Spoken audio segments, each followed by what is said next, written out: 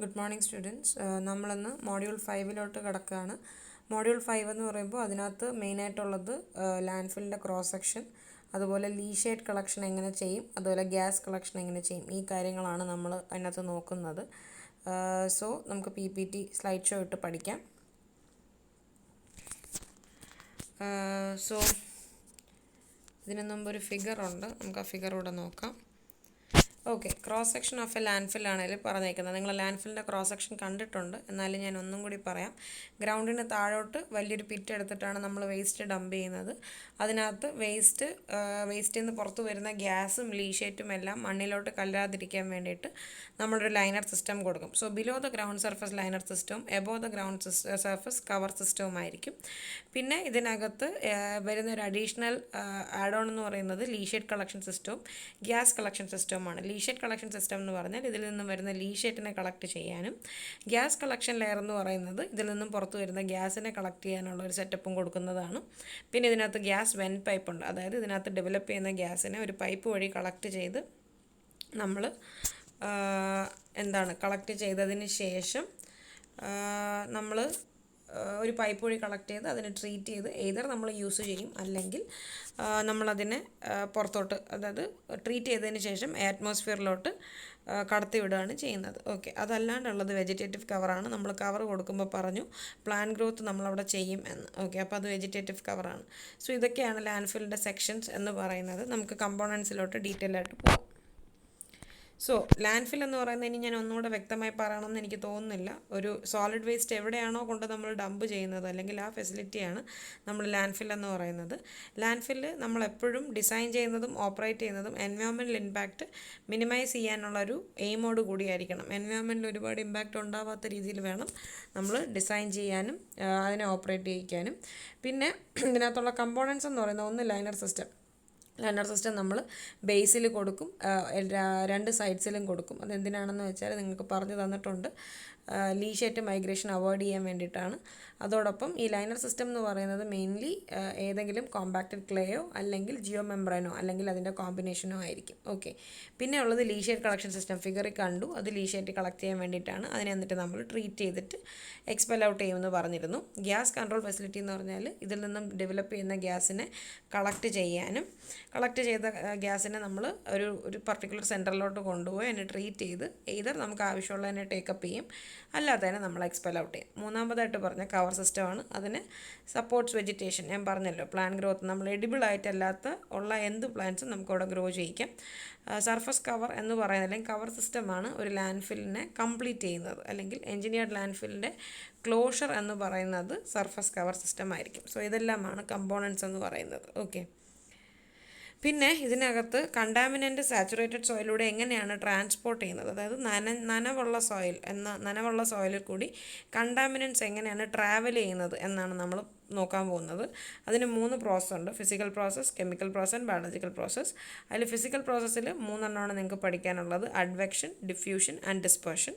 Chemical പ്രോസസ്സിൽ ഒരുപാട് എണ്ണം ഉണ്ട്, അതിനെക്കുറിച്ച് ഡീറ്റെയിൽ ആയിട്ട് പഠിക്കാനില്ല, നിങ്ങൾ പേരുകൾ മാത്രം ഓർത്ത് വയ്ക്കുക. പക്ഷേ ഫിസിക്കൽ പ്രോസസ്സ് കൃത്യമായിട്ടും ചോദിക്കാറുള്ളതാണ് എസ് എ ക്വസ്റ്റ്യൻ ആയിട്ട്. ഓക്കെ, കെമിക്കൽ പ്രോസസ്സ് എന്ന് പറയുമ്പോൾ sorption, dissolution, proton transfer, electron transfer and hydrolysis. പിന്നെ ഉള്ളത് ബയോളജിക്കൽ പ്രോസസ്സ്. അത് ഒന്നുമില്ല, നമ്മുടെ അനറോബിക് ആൻഡ് എറോബിക് അതിൻ്റെ കഥകളൊക്കെയാണ്. സോ അതിനെക്കുറിച്ച് ഡീറ്റെയിൽ ആയിട്ടില്ല, ബട്ട് ഫിസിക്കൽ പ്രോസസ്സ് നിങ്ങൾക്ക് കുറച്ച് പഠിക്കാനുണ്ട്. നമുക്ക് അതിലോട്ട് കിടക്കാം. ഓക്കെ, ഫിസിക്കൽ പ്രോസസ്സിൽ ആദ്യത്തേത് എന്ന് പറയുന്നത് അഡ്വെക്ഷനാണ്. അഡ്വെക്ഷൻ എന്ന് പറഞ്ഞാൽ ഗ്രൗണ്ട് വാട്ടർ ഉണ്ട്, ഗ്രൗണ്ട് വാട്ടറിനൊരു ഫ്ലോ ഉണ്ട്. ഓക്കെ, ആ ഗ്രൗണ്ട് വാട്ടറിൻ്റെ ഫ്ലോയിന് പാരലായിട്ട് കണ്ടാമിനൻറ്റ് മൂവ് ചെയ്യുകയാണെങ്കിൽ ആ പ്രോസസ്സിനെയാണ് നമ്മൾ അഡ്വെക്ഷൻ എന്ന് പറയുന്നത്. ഏറ്റവും കൂടുതൽ കണ്ടാമിനൻറ്റ് ട്രാൻസ്പോർട്ട് നടക്കുന്നത് അഡ്വെക്ഷൻ പ്രോസസ്സ് വഴിയാണ്. ഓക്കെ, അപ്പോൾ ഗ്രൗണ്ട് വാട്ടറിൻ്റെ ഫ്ലോ എന്ന് പറയുമ്പോൾ it is depend on the seepage velocity. Okay, seepage velocity നിങ്ങൾ നമ്മുടെ ജിയോ ടെക്നിക്കൽ 1 പഠിച്ചിട്ടുണ്ട്. സീപ്പേജ് വെലോസിറ്റി എന്ന് പറഞ്ഞാൽ ഫ്ലോ വെലോസിറ്റിയാണ്. ഈ വെള്ളം മൂവ് ചെയ്യുന്നതിൻ്റെ വെലോസിറ്റിയാണ് സീപ്പേജ്. അതായത്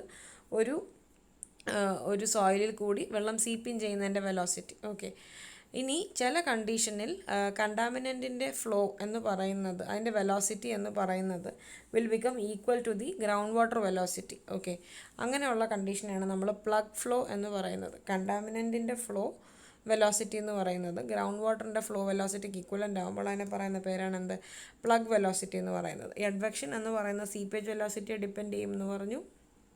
സോ അഡ്വെക്ഷൻ ബേസിക്കലി ഗവേൺ ചെയ്യുന്നത് ഡാർസീസ് ലോ വെച്ചിട്ടാണ്. അഡ്വെക്ഷൻ വർക്ക് ചെയ്യുന്നത് ഡാർസീസ് ലോ വെച്ചിട്ടാണ്. That is V is proportional to I എന്ന് പറയുന്ന ഹൈഡ്രോളിക് ഗ്രേഡിയൻറ്റ്, വി എന്ന് പറഞ്ഞ വെലോസിറ്റി. പ്രൊപ്പോർഷണാലിറ്റി കോൺസ്റ്റൻറ്റ് മാറ്റാൻ നമ്മൾ കൊടുക്കുന്ന ഫാക്ടറാണ് എന്ത്, K.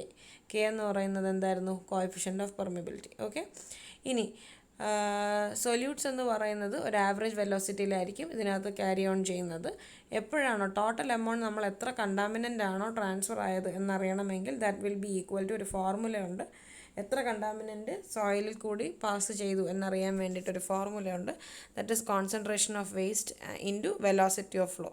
വേസ്റ്റിൻ്റെ concentration multiplied by velocity of flow ചെയ്യുമ്പോൾ എത്ര കണ്ടാമിനൻ്റ് ട്രാൻസ്ഫർ ആയി എന്നറിയാൻ പറ്റും. സോ ഇതാണ് അഡ്വെക്ഷൻ എന്ന പ്രോസസ്സ്.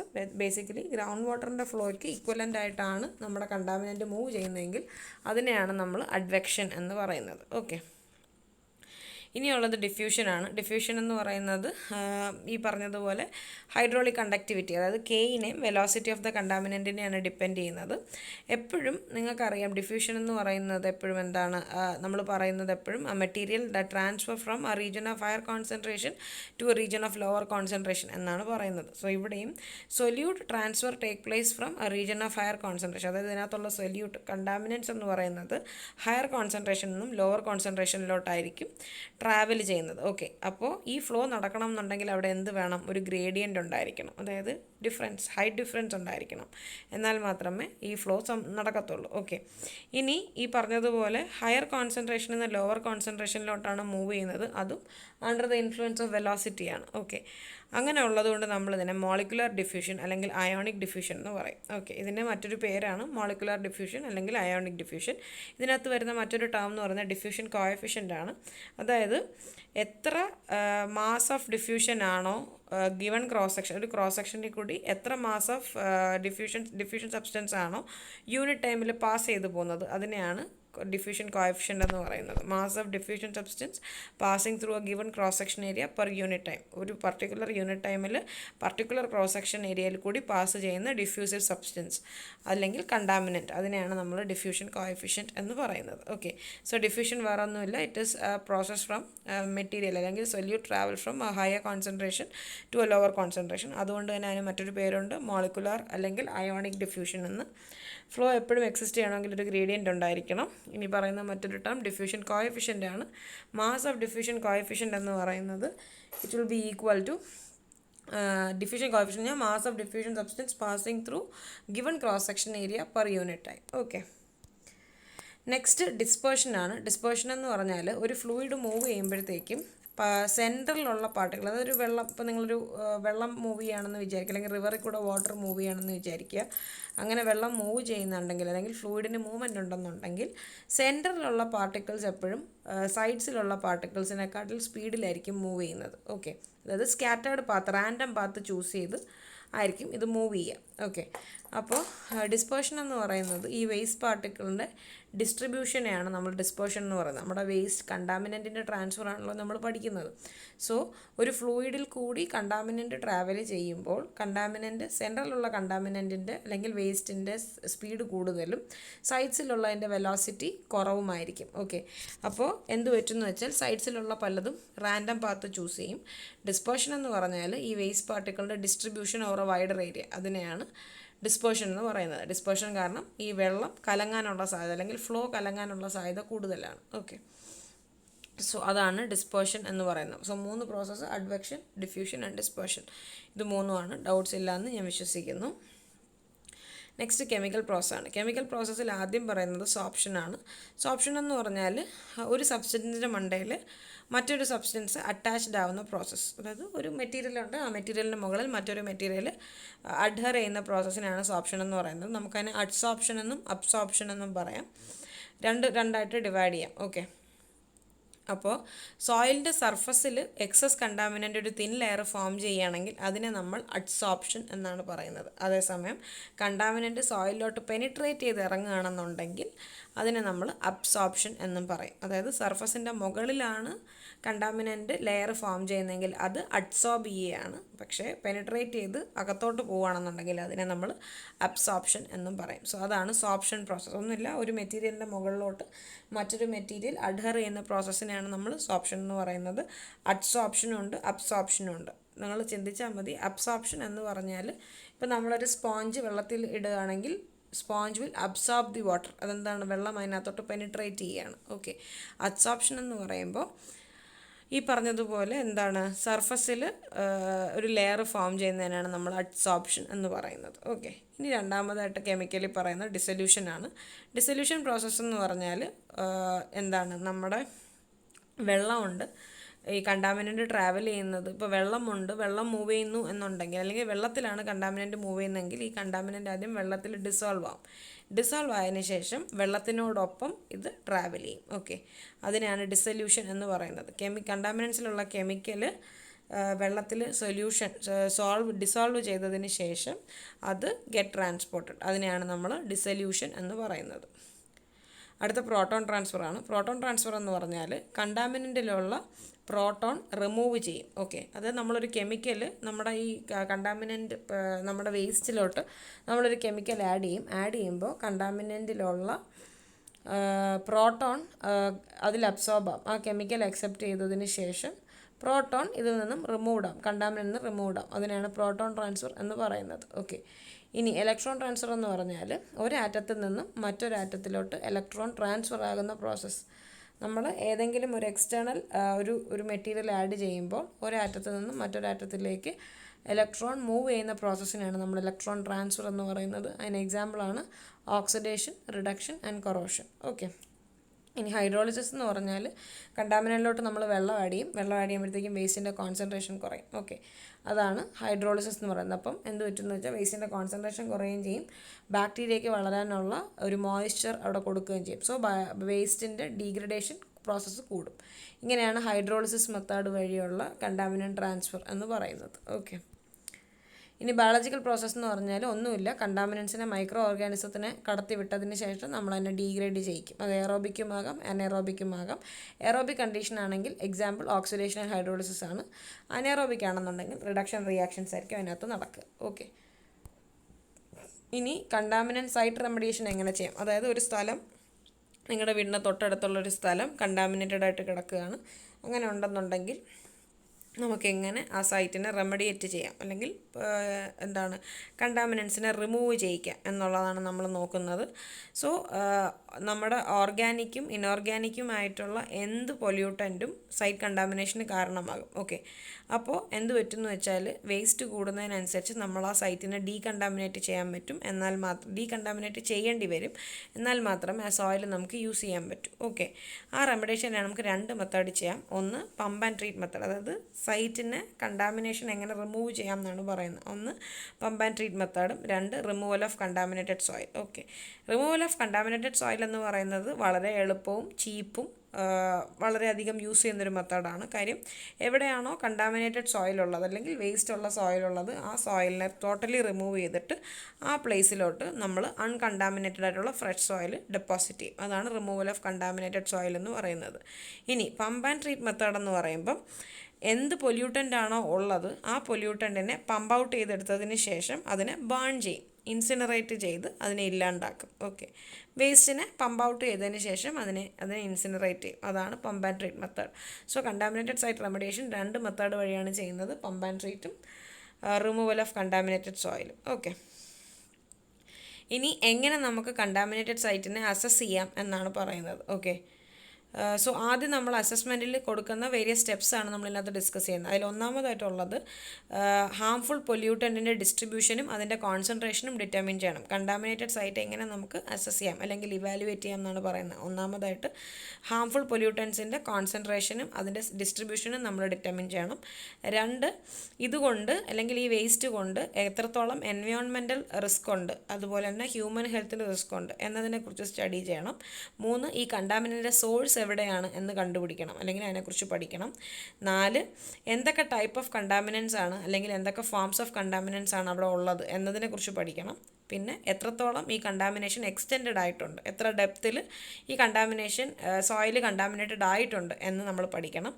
പിന്നെ ഈ കണ്ടാമിനൻസ് ഒരിടത്ത് സ്റ്റേബിളായിട്ട് നിൽക്കുന്നതാണോ അതോ അത് മൂവ് ചെയ്യുന്നതാണോ എന്നുള്ളതിനെക്കുറിച്ച് നോക്കണം. പിന്നെ ഇതിൻ്റെ പാത്ത് വേ എങ്ങനെയാണിത് ഫ്ലോ അല്ലെങ്കിൽ ട്രാൻസ്പോർട്ട് എങ്ങനെയാണ് നടക്കുന്നത് എന്നതിനെക്കുറിച്ച് പഠിക്കണം. അപ്പോൾ ഒരു കണ്ടാമിനേറ്റഡ് സൈറ്റ് ഉണ്ടെങ്കിൽ അതിനെക്കുറിച്ച് എന്തൊക്കെ രീതിയിൽ നമുക്ക് അനലൈസ് ചെയ്യാം അല്ലെങ്കിൽ പഠിക്കാം എന്നാണ് നമ്മൾ ഈ പോയിൻറ്റ്സ് വഴി പറയുന്നത്. ഒന്നാമതായിട്ട് എന്താണ് ഈ ഹാംഫുൾ പൊല്യൂട്ടൻറ്റിൻ്റെ കോൺസെൻട്രേഷനും അതിൻ്റെ ഡിസ്ട്രിബ്യൂഷനെ കുറിച്ചും പഠിക്കുക. 2, എൻവയോൺമെൻറ്റൽ റിസ്ക് എത്രത്തോളം ഉണ്ട്, ഹ്യൂമൻ ഹെൽത്ത് റിസ്ക് എത്ര ഉണ്ട് എന്ന് നോക്കുക. 3, to determine the source of കണ്ടാമിനേഷൻ്റെ സോഴ്സ് ഡിറ്റർമിൻ ചെയ്യുക. 4, ടൈപ്പും ഫോമും, കണ്ടാമിനൻ്റെ ടൈപ്പും ഫോമും നമ്മൾ കണ്ടുപിടിക്കുക. 5, എത്രത്തോളം ഈ കണ്ടാമിനേഷൻ സോയിലിലോട്ട് എക്സ്റ്റെൻഡ് ആയിട്ടുണ്ട് ഡെപ്ത് വൈസ് എന്ന് കണ്ടുപിടിക്കുക. പിന്നെ കണ്ടാമിനൻ്റ് എന്ന് പറയുന്നത് സ്റ്റേഷനറി, ഒരിടത്ത് തന്നെ നിൽക്കുന്നതാണോ മൂവബിൾ ആണോ എന്ന് നോക്കുക. മൂവബിൾ ആണെങ്കിൽ അതിൻ്റെ സിഗ്നിഫിക്കൻറ്റ് പാത്ത് എന്താണെന്ന് കണ്ടുപിടിക്കുക. ഇതാണ് കണ്ടാമിനേറ്റഡ് സൈറ്റ് അസസ്മെൻറ്റ് എന്ന് പറയുന്നത്. ഓക്കെ, ഇനി selection and planning of remediation method, എങ്ങനെ നമുക്ക് റെമഡിയേറ്റ് ചെയ്യാം, പൊല്യൂട്ടഡ് ആയിട്ട് അല്ലെങ്കിൽ കണ്ടാമിനേറ്റഡ് ആയിട്ടുള്ള സോയിലിനെ എങ്ങനെ നമുക്ക് റെമഡിയേറ്റ് ചെയ്യാം എന്നാണ് പറയുന്നത്. അതിൽ ആദ്യം ചെയ്യേണ്ടത് സൈറ്റ് റെക്കഗ്നൈസൻസ്. നിങ്ങൾ ജിയോ ടെക്നിക്കൽ ഇൻവെസ്റ്റിഗേഷൻ പഠിച്ചതാണ് സൈറ്റ് റെക്കഗ്നൈസൻസ്. സൈറ്റിൽ ചെന്നിട്ട് അവിടുത്തെ അവസ്ഥകളെക്കുറിച്ചും അവിടുത്തെ നിയർ ബൈ ആൾക്കാരുടെ അടുത്ത് സംസാരിച്ചും കുറേ കാര്യങ്ങൾ നമ്മൾ കളക്ട് ചെയ്യും. അതിനെയാണ് സൈറ്റ് റെക്കഗ്നൈസൻസ് എന്ന് പറയുക. അത് കഴിഞ്ഞിട്ട് നമ്മൾ ആ ഏരിയയിൽ നിന്നും സാമ്പിൾ കളക്ട് ചെയ്ത് തുടങ്ങും. ഓക്കെ, സാമ്പിൾ നമ്മളെ ബോറിങ്ങും അല്ലെങ്കിൽ ലോഗർ ബോറിങ് എന്നൊക്കെ ഉണ്ടല്ലോ, വാഷ് ബോറിങ്, അതുപോലെയൊക്കെയുള്ള ടെക്നിക്ക് വെച്ചിട്ട് നമ്മളവിടുന്ന് സാമ്പിൾ കളക്ട് ചെയ്യും. എന്നിട്ട് ലാബിൽ കൊണ്ടുവന്ന് നമ്മൾ അതിനെക്കുറിച്ച് പഠിക്കും. ഓക്കെ, എന്നിട്ട് നമുക്ക് സഫീഷ്യൻ്റ് ആയിട്ടുള്ള ഇൻഫർമേഷൻ കിട്ടി. അതായത് നമുക്ക് ഇതിൽ നിന്നും ഡേറ്റാസ് എല്ലാം നോക്കിയപ്പോഴത്തേക്കും എന്താണ് പ്രശ്നം, എന്താണ് നമുക്ക് റെമഡിയേഷൻ കൊടുക്കാൻ പറ്റുന്നത് എന്ന് നമുക്ക് മനസ്സിലായെങ്കിൽ നമ്മൾ എന്ത് ചെയ്യുക, റെമഡിയേഷൻ മെത്തേഡ് എന്താണെന്നുള്ളത് അപ്ലൈ ചെയ്യുക. ഇനി അഥവാ പറ്റിയില്ല എന്നുണ്ടെങ്കിൽ അനാലിസിസ്, അതായത് ഡയറക്റ്റ് അനാലിസിസ് വഴി പറ്റിയില്ല, ജസ്റ്റ് ഒന്ന് നോക്കി സാമ്പിൾ എടുത്ത് അനലൈസ് ചെയ്തത്. നമ്മൾ അനലൈസ് എന്ന് പറയുമ്പോൾ നമ്മൾ ജസ്റ്റ് ഒന്ന് നോക്കി ഐ ലുക്കിംഗ് വഴി നോക്കിയിട്ട് നമുക്ക് മനസ്സിലായിട്ടില്ല എന്നുണ്ടെങ്കിൽ നമ്മൾ എന്ത് ചെയ്യും, ലാബ് അല്ലെങ്കിൽ ഫീൽഡ് സ്റ്റഡീസ് കൂടുതലായിട്ട് നടത്തും. അതായത് ഇച്ചിരി കൂടി എക്സ്റ്റെൻസീവ് ആയിട്ടുള്ള ലാബ് സ്റ്റഡീസ് നടത്തിയതിന് ശേഷം എന്താണോ വേണ്ടത് അതനുസരിച്ചുള്ള റെമഡിയേഷൻ മെത്തേഡ്സ് ചൂസ് ചെയ്യും. So selection and planning of remediation methods എന്ന് പറയുന്നത് ഈ ഫ്ലോ ചാർട്ടാണ്. ഇത് പഠിച്ചു വയ്ക്കുക. ഇതൊരു 5 മാർക്കിന് ചോദിക്കുന്ന ക്വസ്റ്റ്യൻ ആണ്. സോ ഒന്ന് സൈറ്റ് റെക്കഗ്നൈസൻസ്, സാമ്പിളിംഗ്, അനാലിസിസ് കഴിയുമ്പോഴത്തേക്കും ഇൻഫർമേഷൻ കിട്ടിയെങ്കിൽ റെമഡിയേഷൻ കൊടുക്കുക.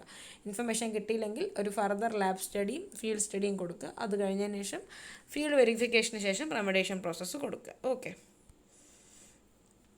പിന്നെ നമുക്ക് മനസ്സിലാകുന്ന ഒരു കാര്യം, ഏറ്റവും ഇമ്പോർട്ടൻ്റ് ആയിട്ട് നമുക്ക് ഇതിലാവശ്യം ഡേറ്റ കളക്ഷൻ, സാമ്പിളിംഗ് എന്ന് പറയുന്നതാണ് ഇതിനകത്ത് ഇമ്പോർട്ടൻ്റ് ആയിട്ടുള്ളൊരു കാര്യം. സോ എങ്ങനെയാണ് ഡേറ്റ കളക്ട് ചെയ്യുക എന്നുള്ളതാണ് നമ്മൾ നോക്കുന്നത്. അതിന് കുറച്ച് എന്തൊക്കെ ഡേറ്റയാണ് കളക്ട് ചെയ്യേണ്ടതെന്ന് അവർ ചാർട്ട് ഔട്ട് ചെയ്തിട്ടുണ്ട്. സോ നമുക്ക് നോക്കാം. ഒന്ന് സൈറ്റ് ഹിസ്റ്ററി, അതായത് നമ്മൾ റെക്കഗ്നൈസൻസിൽ എന്തൊക്കെയാണ് ചെയ്യേണ്ടതെന്നാണ് പറയുന്നത്. ഒന്ന് site history and land use pattern.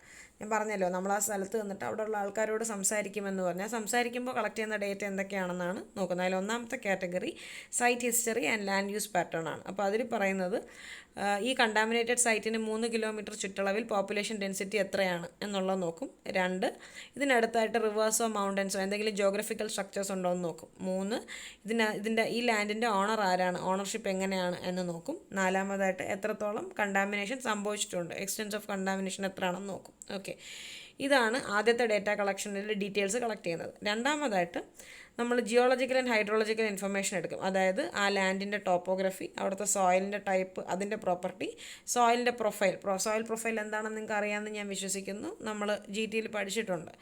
GTയിലല്ല, GIയിൽ. Okay, soil profile, bed rock വരെയുള്ള സോയിൽ പ്രൊഫൈൽ നോക്കുക. ഗ്രൗണ്ട് വാട്ടർ ടേബിളിൻ്റെ ഡീറ്റെയിൽസ് കളക്ട് ചെയ്യുക. അതൊക്കെയാണ് ജിയോളജിക്കൽ ആൻഡ് ഹൈഡ്രോളജിക്കൽ ഇൻഫർമേഷനകത്ത് വരുന്നത്. ഡേറ്റ കളക്ഷനിൽ രണ്ടാമതായിട്ട് നോക്കുന്നത് ജിയോളജിക്കൽ ആൻഡ് ഹൈഡ്രോളജിക്കൽ ഇൻഫർമേഷൻ. അതിൽ എന്തൊക്കെ ഡീറ്റെയിൽസ് എടുക്കും എന്ന് വെച്ചാൽ ഏരിയയുടെ ടോപ്പോഗ്രഫി എടുക്കും, സോയിലിൻ്റെ ടൈപ്പും പ്രോപ്പർട്ടിയും നോക്കും, സോയിൽ പ്രൊഫൈൽ നോക്കും, ബെഡ് റോക്ക് വരെ, ഗ്രൗണ്ട് വാട്ടർ ടേബിളിൻ്റെ ഇൻഫർമേഷൻസ് എന്താണെന്ന് വെച്ചാൽ കളക്ട് ചെയ്യും. ഓക്കെ, മൂന്നാമതായിട്ട് കളക്ട് ചെയ്യുന്ന ഡേറ്റ എന്ന് പറഞ്ഞാൽ ജിയോ ടെക്നിക്കൽ ഇൻഫർമേഷനാണ്. അതിനകത്ത് ഇൻക്ലൂഡ് ആയിട്ടുള്ള ഡീറ്റെയിൽസ് സോയിലിൻ്റെ property, water content, permeability, soil classification and sampling, chemical characteristics of soil, shear strength of soil. അതായത് സോയിലിൻ്റെ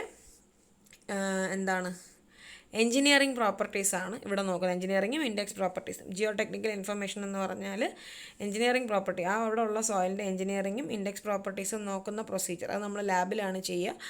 ആ പ്രൊസീജിയറിനെയാണ് ജിയോ ടെക്നിക്കൽ ഇൻഫർമേഷൻ ഡേറ്റയ്ക്കകത്ത് ഇൻക്ലൂഡ് ചെയ്തിട്ടുള്ളത്.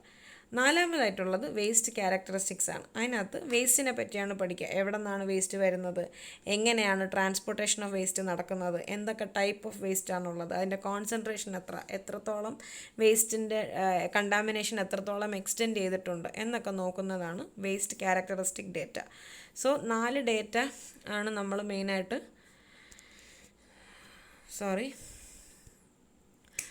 4 ഡേറ്റയാണ് നമ്മൾ മെയിനായിട്ട് ഇൻക്ലൂഡ് ചെയ്തിട്ടുള്ളത്. ഒന്ന് site history and land use pattern, അതാണ് റെക്കഗ്നൈസൻസിനകത്ത് വരുന്നത്. ഈ കണ്ടാമിനേഷൻ നടന്ന സൈറ്റിന് 3 കിലോമീറ്റർ ചുറ്റളവിലുള്ള പോപ്പുലേഷൻ ഡെൻസിറ്റിയെക്കുറിച്ച് പഠിക്കും. അടുത്ത് ജിയോഗ്രഫിക്കൽ ഫാക്ടേഴ്സ് അല്ലെങ്കിൽ ഫീച്ചേഴ്സ് ഉണ്ടോ, റിവർ ഉണ്ടോ, മൗണ്ടൻ ഉണ്ടോ എന്ന് നോക്കും.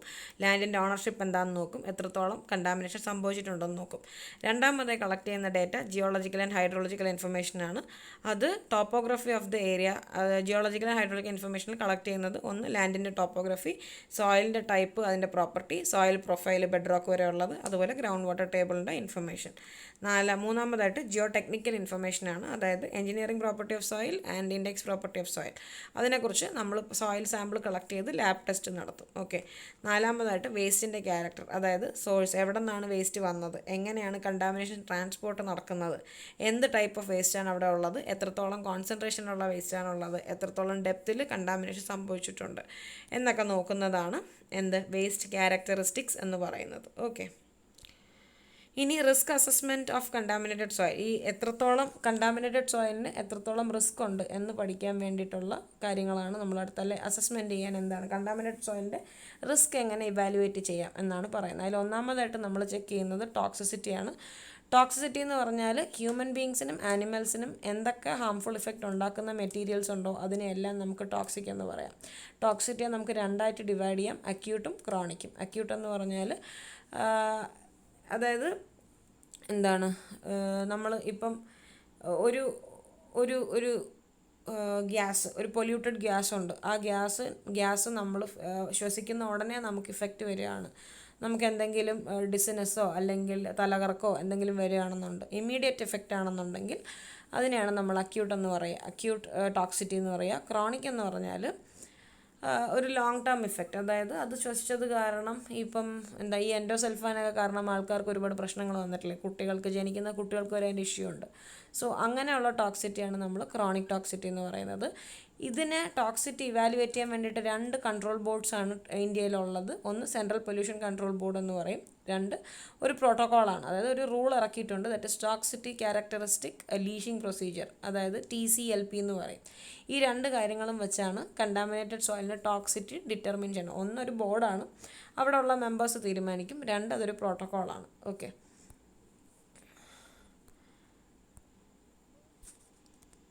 പിന്നെ ഉള്ളത് അതിൻ്റെ രണ്ടാമതായിട്ട് നോക്കുന്ന റിസ്ക് അസസ്മെൻറ്റ് ഫാക്ടർ റിയാക്ടിവിറ്റി, അതായത് മറ്റ് മെറ്റീരിയൽസുമായിട്ട് ഈ കെമിക്കലിന് അല്ലെങ്കിൽ ഈ waste directly or indirectly interact ചെയ്യുമോ എന്നുള്ളതിനെക്കുറിച്ച് പഠിക്കുക. അങ്ങനെ ഇൻട്രാക്ട് ചെയ്താലും എന്തെങ്കിലും റിയാക്ഷൻസ് സംഭവിക്കുമോ, ആ ഇൻട്രാക്ഷൻ കാരണം എന്തെങ്കിലും എക്സ്പ്ലോഷനോ അല്ലെങ്കിൽ എന്തെങ്കിലും റിയാക്ഷൻസ് സംഭവിക്കുമോ എന്നുള്ളതിനെക്കുറിച്ച് പഠിക്കും. അതാണ് റിയാക്ടിവിറ്റി എന്ന് പറയുന്നത്. എന്തെങ്കിലും സബ്സ്റ്റൻസുമായിട്ട് ഡയറക്റ്റ്ലി ഓർ ഇൻഡയറക്റ്റ്ലി റിയാക്ട് ചെയ്യാനുള്ള ടെൻഡൻസി ഈ കണ്ടാമിനൻറ്റിനുണ്ടോ, ഉണ്ടെങ്കിൽ തന്നെ അത് എക്സ്പ്ലോസീവ് റിയാക്ഷൻസ് ക്രിയേറ്റ് ചെയ്യുമോ എന്നുള്ളതിനെക്കുറിച്ചാണ് റിയാക്ടിവിറ്റിയിൽ നമ്മൾ അസസ് ചെയ്യുക. മൂന്നാമതായിട്ടുള്ള കൊറോസിവിറ്റിയാണ്. കൊറോസിവിറ്റി എന്ന് പറഞ്ഞാൽ ഈ കണ്ടാമിനൻറ്റ് മറ്റ് മെറ്റീരിയലുമായിട്ട് കോണ്ടാക്റ്റിൽ വരുമ്പോൾ അവിടെ ഡീഗ്രഡേഷൻ അല്ലെങ്കിൽ ഡിറ്റീറിയേഷൻ സംഭവിക്കുമോ എന്നുള്ളതിനെക്കുറിച്ച് നമ്മൾ അനലൈസ് ചെയ്യുന്ന മെത്തേഡാണ് അസസ് ചെയ്യുന്ന ഒരു പ്രോസസ്സാണ് കൊറോസിവിറ്റി എന്ന് പറയുന്നത്. അതായത് ഇപ്പോൾ കണ്ടാമിനൻറ്റിൽ ആസിഡ്സോ ബേസസോ സ്ട്രോങ് ആയിട്ടുള്ള ആസിഡ്സോ ബേസസോ ഒക്കെ ഉണ്ടെങ്കിൽ അത് ഹൈലി കൊറോസീവ് ആയിരിക്കും. അപ്പോൾ എന്ത് പറ്റുമെന്ന് വെച്ചാൽ മെറ്റീരിയൽസ് പെട്ടെന്ന് അല്ലെങ്കിൽ സോയിൽ പെട്ടെന്ന് ഡീഗ്രേഡഡ് ആയി പോകും.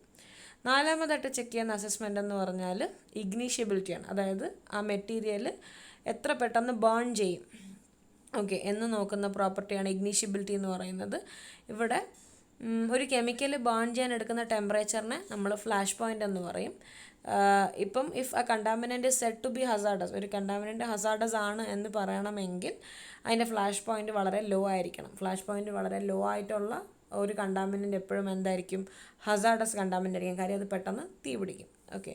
സോ അതാണ് ഇഗ്നീഷ്യബിലിറ്റി. സോ 4 കാര്യങ്ങളാണ് ഇതിനകത്ത് റിസ്ക് അസസ്മെൻറ്റിനകത്ത് വരിക. ഒന്ന് ടോക്സിസിറ്റി, അക്യൂട്ടും ഉണ്ട് ക്രോണിക്കും ഉണ്ട്. അക്യൂട്ട് എന്ന് പറഞ്ഞാൽ നമ്മൾ ശ്വസിച്ച ഉടനെ നമുക്ക് എന്തെങ്കിലും പ്രശ്നം വരിക, അല്ലെങ്കിൽ കുടിച്ച ഉടനെ എന്തെങ്കിലും പ്രശ്നം അപ്പോൾ വരിക, അത് അക്യൂട്ട്. ക്രോണിക് എന്ന് പറഞ്ഞാൽ ലോങ് ടേം ഇൻഹൈൽ അല്ലെങ്കിൽ ലോങ് ടേം യൂസ് കാരണം ഉണ്ടാകുന്ന എഫക്ട്സ്. അത് കൺട്രോൾ ചെയ്യാൻ 2 കാര്യങ്ങളാണുള്ളത്. ഒന്ന് CPCB എന്ന് പറയും, അതായത് central pollution control board. 2 പ്രോട്ടോക്കോളാണ് TCLP എന്ന് പറയും. പിന്നെ റിയാക്ടിവിറ്റി, അതായത് ഒരു മെറ്റീരിയൽ നമ്മുടെ കണ്ടാമിനൻറ്റ് ഡയറക്റ്റ്ലി അല്ലെങ്കിൽ ഇൻഡയറക്റ്റ്ലി മറ്റ് സബ്സ്റ്റൻസുമായി റിയാക്ട് ചെയ്യുമോ, റിയാക്ട് ചെയ്താൽ തന്നെ അത് എക്സ്പ്ലോസീവ് റിയാക്ഷൻസ് ആയിരിക്കുമോ എന്ന് പഠിക്കുന്നതാണ് റിയാക്ടിവിറ്റി. കൊറോസിവിറ്റി എന്ന് പറഞ്ഞാൽ കണ്ടാമിനൻറ്റ് മറ്റൊരു മെറ്റീരിയലുമായിട്ട് റിയാക്ട് ചെയ്യുമ്പോൾ അല്ലെങ്കിൽ ഇൻ കോണ്ടാക്റ്റ് വരുമ്പോൾ ഡിറ്റീറിയേഷൻ അല്ലെങ്കിൽ ഡീഗ്രഡേഷൻ സംഭവിക്കുമോ എന്ന് നോക്കുന്നതാണ് കൊറോസിവിറ്റി. ഓക്കെ, സ്ട്രോങ് ആസിഡ്സും സ്ട്രോങ് ബേസും എല്ലാം എക്സാമ്പിളാണ്. ഇഗ്നീഷ്യബിലിറ്റി എന്ന് പറഞ്ഞാൽ ഒരു മെറ്റീരിയൽ എത്രത്തോളം പെട്ടെന്ന് ബേൺ ചെയ്യാൻ പറ്റും എന്ന് നോക്കുന്നതാണ് ഇഗ്നീഷ്യബിലിറ്റി എന്ന് പറയുന്നത്. ഒരു കെമിക്കൽ ബേൺ ചെയ്യാൻ എടുക്കുന്ന ടെമ്പറേച്ചറിനെയാണ് നമ്മൾ ഫ്ലാഷ് പോയിൻ്റ് എന്ന് പറയുന്നത്. സോ കണ്ടാമിനൻ്റെ ഫ്ലാഷ് പോയിൻ്റ് എപ്പോഴും എന്തായിരിക്കണം, ലോ ആയിരിക്കണം. സോ ഇത്രയുമാണ് നിങ്ങളുടെ ഇനീഷ്യലി ഉള്ള കുറച്ച് മൊഡ്യൂൾ 5-ൻ്റെ കുറച്ച് കാര്യം.